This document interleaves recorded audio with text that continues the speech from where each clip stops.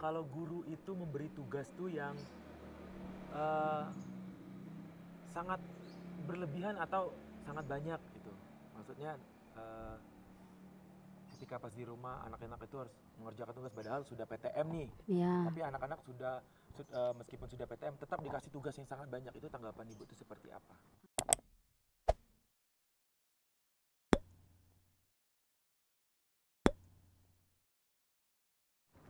Halo, selamat siang buat para penonton yang ada di rumah dimanapun Anda berada. Sekarang spesial Hari Guru ini di tanggal 25 November 2021, saya akan eh, bertanya-tanya kepada gurunya langsung. Dan di sebelah saya udah ada guru-guru cantik-cantik ya. Yang sebelah kanan saya ada Ibu Sri Sudarsi dan di sebelahnya ada Ibu Kumalasari. Dibuka dong, biar wajah cantiknya kelihatan gitu kan.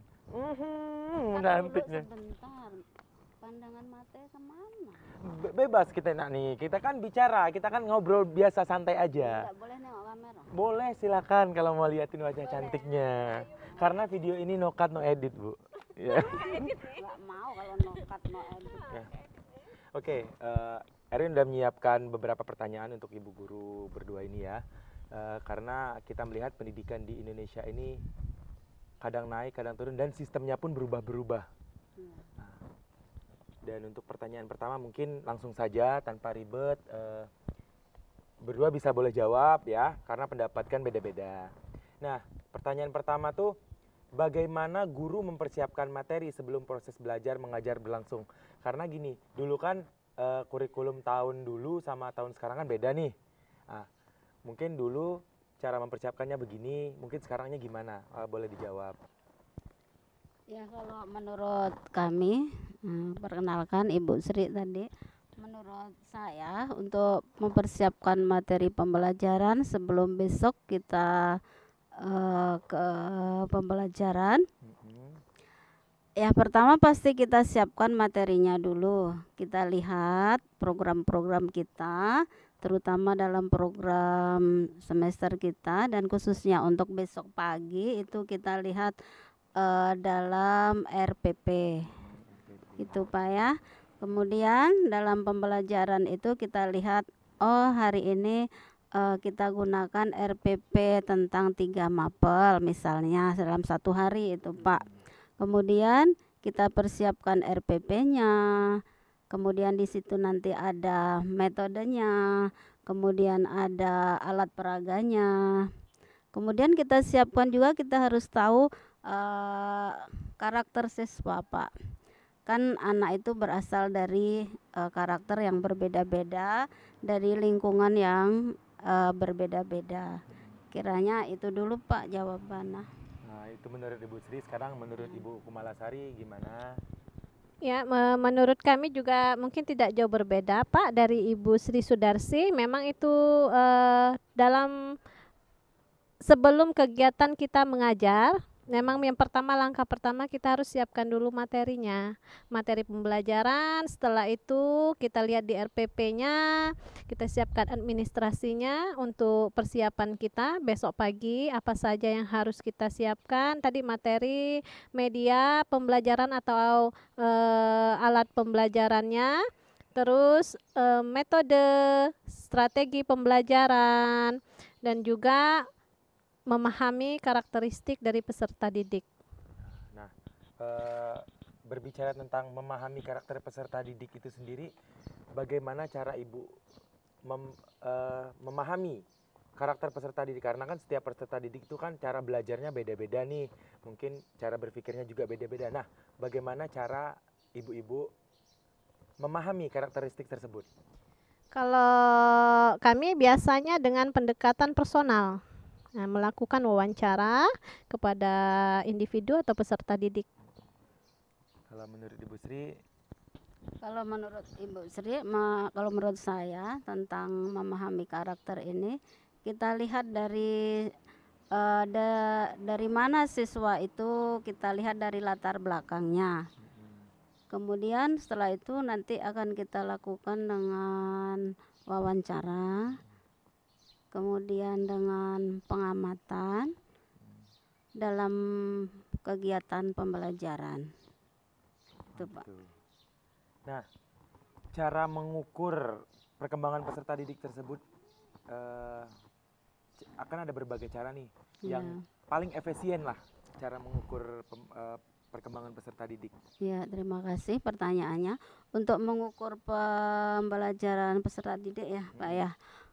Kalau saya dengan cara pertama dengan wawancara dulu. Setelah itu kita lakukan pembelajaran, nanti akan kelihatan kita bisa lakukan dengan tes, Pak. Dengan pretest, tesnya boleh secara lisan, boleh tentu saja dengan tertulis. Jadi dari hasil tes tersebut tentu akan diketahui keberhasilan dengan keberhasilan siswa. Demikian. Kalau menurut Ibu Kumalasari itu gimana, Bu? Iya Pak, hampir sama juga dengan Ibu Sri Sudarsi. Kita melakukan tes sumatif dan tes formatif, ya. Baik itu tesnya secara lisan maupun secara tertulis. Nah, dari hasil tes kita dapat mengukur sejauh mana keberhasilan peserta didik dapat menerima kegiatan pembelajaran pada hari itu. Nah, sekarang kan maraknya ya di berita-berita atau di artikel-artikel itu peserta didik melakukan banyak penyimpangan hal, misalnya dalam ya mungkin dalam kalau di artikel sih lebih tepatnya ke negatif. Itu bagaimana cara Ibu Guru menyampaikan ke siswa untuk apa maksudnya untuk menghindari hal-hal yang dalam konteks negatif tersebut. Misalkan dulu kan ada sering terjadinya misalkan siswa bawa rokok, siswa bolos sekolah itu karena bermain game online. Nah, bagaimana cara ibu-ibu menyampaikan ke peserta didik? Caranya dengan cara menegur siswa, memanggilnya. Terus apabila tidak bisa, misalnya tidak ada perubahan dari peserta didik, kita panggil orang tua ke sekolah. Dan juga pasti ada sanksi yang tegas dari sekolah. Kalau menurut Ibu Sri? Ya, terima kasih Pak untuk pertanyaannya.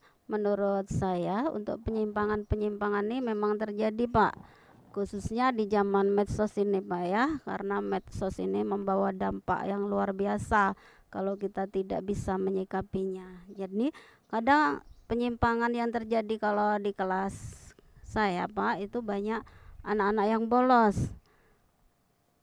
Untuk mengatasinya kita lakukan dengan komunikasi dengan anak, kita beri bimbingan. Kalaupun itu belum berhasil, kita lakukan komunikasi dengan orang tuanya. Dan untuk penyimpangan yang lain, misalnya dari negatif tadi, merokok misalnya dan lain sebagainya, kita lakukan dengan cara video Pak, kita putarkan video di kelas akibat dari penyimpangan apa yang terjadi jika anak-anak itu merokok, bahkan ke hal-hal yang obat-obatan terlarang, kita putarkan Pak video di kelas Pak. Dan banyak juga Ibu ya saya mendengar istilahnya dari siswa, dari orang tua, kalau guru itu memberi tugas tuh yang sangat berlebihan atau sangat banyak gitu. Maksudnya ketika pas di rumah anak-anak itu harus mengerjakan tugas padahal sudah PTM nih. Ya. Tapi anak-anak sudah meskipun sudah PTM tetap dikasih tugas yang sangat banyak. Itu tanggapan Ibu itu seperti apa? Ya. Kalau menurut saya karena ini sudah PTM beda dengan kemarin kita online Pak ya, daring ya.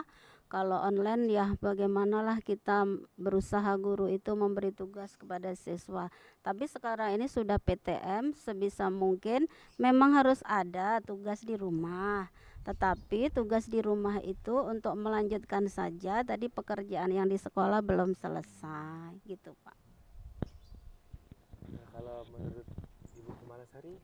Ya kebetulan juga sama Pak, karena kita kan memang di sekolah anak-anak itu ada pekerjaan sekolah yang dikerjakan di sekolah. Tetapi apabila anak-anak itu tidak selesai, bisa dilanjutkan di rumah. Kita tidak menambah atau memberikan tugas yang lain, misalnya PR kan. Kalau dulu kan ada PS-nya, ada PR-nya. Nah, untuk tugas di rumah itu lanjutan dari tugas sekolah yang belum terselesaikan. Cukup itu saja karena kita masih pembelajaran tatap muka terbatas. Enggak, soalnya kan sering sekali saya dengar kalau mungkin guru-guru di sini nggak seperti itulah ya, karena memang saya juga bekerja di sini. Mungkin di sekolah-sekolah yang lain tuh pernah Erwin dengar Bu, kalau guru tuh sampai ngancem. Gitu. Iya, guru tuh sampai ngancem gini, kalau kamu tidak mengerjakan, kamu nggak bisa nerima rapot atau kamu nggak bisa ujian. Tuh, karena berhubung yang ngomong itu kalau udah kelas 3 SMP Bu, mungkin SMP sama SD beda lah ya. Ya, mungkin berbeda. Tapi untuk dalam konteks yang mengancam seperti itu Bu, apakah saya rasa tidak pantas ya? Nah, menurut Ibu gimana dengan cara ada guru yang mengancam itu? Mungkin bukan semua guru, tapi oknumnya. Karena tidak semua guru yang seperti itu. Saya tahu Bu Sri ini orang yang baik sekali. Bapak ini. Ibu Kumalasari juga orang yang sangat baik, karena saya sudah bekerja sama dengan beliau berdua ini dari 2014. Ya, mungkin nggak ada lah ya di sekolah ini seperti itu ya. Mungkin di sekolah lain ya. Mungkin anaknya juga bandel kali ya Bu ya. Mungkin gurunya seperti itu ya Bu mungkin ya. seperti itu. Ya. Mungkin seperti itu. Tapi saya rasa nggak mungkin lah. Iya. Nah, bagaimana menurut ibu-ibu sini moral peserta didik sekarang sama dibandingkan sama yang dulu? Moralnya itu gimana moral peserta didiknya? Kalau sekarang ini kalau dibandingkan dengan dulu jauh berbeda. Apalagi sekarang pengaruh dari IPTEK, ilmu pengetahuan dan teknologi, itu salah satu yang sangat kita lihat perkembangan teknologi ini luar biasa. Tetapi dampaknya banyak merusak apabila anak-anak tidak bisa memanfaatkan teknologi itu dengan baik. Nah, akhirnya banyak hal-hal negatif yang terjadi, yang sering kita dengar dan kita lihat, bahkan mungkin ada peserta didik kita lah istilahnya yang berdampak negatif tersebut dari IPTEK, kemajuan IPTEK dan teknologi yang sangat luar biasa saat ini. Kalau menurut Ibu Sri gimana? Terima kasih. Kalau menurut saya untuk dampak tadi Pak ya, dampak dari kemajuan ilmu dan teknologi sekarang ini, memang setuju dengan Ibu Mala tadi. Medsos, media sosial ini sungguh banyak sekali mempengaruhi moral siswa. Ya, kita tidak tahu anak-anak itu kalau di sekolah pastilah Bapak Ibu guru khususnya itu pastilah memberikan contoh-contoh. Kita sendiri berusaha menjadi teladan bagi mereka untuk ya supaya anak-anak itu tidak mengikuti gaya-gaya moral khususnya yang terjadi sekarang ini Pak. Nah, jauh berbeda moralnya. Ya, kita mudah-mudahan melalui pengabdian kita sebagai guru ini, mudah-mudahan anak-anak kita penerus bangsa ini mempunyai moral yang memang seperti pahlawan dulu Pak. Iya, yang kita harapkan begitu. Nah, itu saja mungkin pertanyaan dari Erwin ke Ibu berdua ini. Semoga ke depan peserta didik kita semakin maju dan tapi gini Bu, terkadang ada tuh berpikir kenapa loh sistem pendidikan di Indonesia ini selalu berubah-ubah. Kenapa nggak kita ini udah maju, udah kita majuin aja terus. Ya, mungkin itu kembali lagi ke pemerintahannya juga. Karena di luar negeri setahu saya ya Bu ya, mungkin nggak ada yang seperti itu. Karena mereka mungkin negara berkembang. Kita negara yang baru akan maju.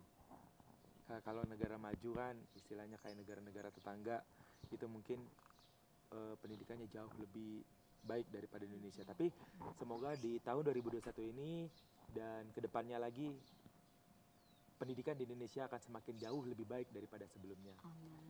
Dan kita doakan semoga seluruh guru di Indonesia akan selalu tetap menjadi pahlawan yang terbaik sepanjang masa dan selalu diberikan kesehatan. Amin. Oke, para penonton semuanya, jangan lupa like, subscribe, dan share juga video ini. Semoga video ini bermanfaat bagi anak didik semua dan adik-adik semua yang sering mengeluh karena tugasnya terlalu banyak. Ya, karena tidak semua guru memberikan tugas terlalu banyak. Mungkin kalian aja yang terlalu nakal ya. Oke, terima kasih semuanya. Selamat siang.